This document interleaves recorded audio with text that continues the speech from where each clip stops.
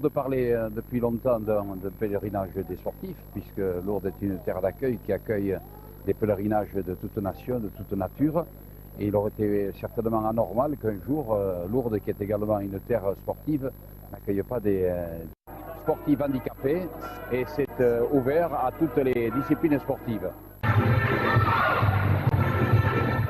Une veillée conviviale entre amis d'être avait un même objectif simple, faire connaissance dans la bonne humeur.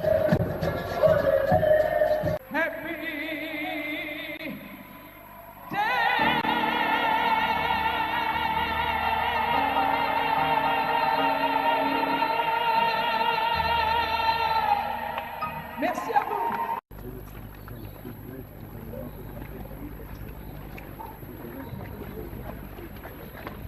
Le programme du pèlerinage international des sportifs et sportifs handicapés associe étroitement des temps de prière ou de célébration avec des temps de rencontres sportives.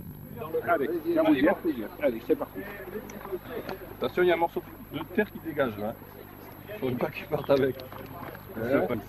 Innovation pour les sanctuaires, le départ d'une descente en raft donnée à quelques pas de la grotte de Massabielle sur la berge du Gave. Ambiance course. Là voilà, là c'est bon, là. C'est ok?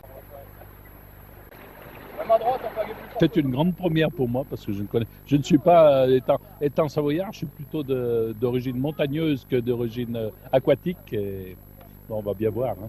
Dans le monde sportif, l'expression de la foi est taboue. Voici un principe que ce pèlerinage a quelque peu émoussé. La force du sportif, c'est se dépasser. La foi aussi, c'est chercher quelque chose qui nous dépasse, aller plus loin. On a tous des moments de doute, que ce soit le sportif dans la souffrance, quand il perd, quand il ne peut pas continuer à gagner, etc. Et dans la foi aussi, on cherche toujours la vérité. Et je crois que les deux vont bien ensemble.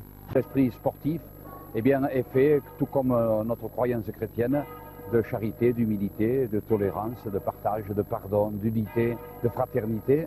Et je pense que les sportifs l'expriment tout à fait bien sur les stades, sur des pistes, dans leurs exploits. Et je pense que c'est une bonne chose que de montrer ce que représente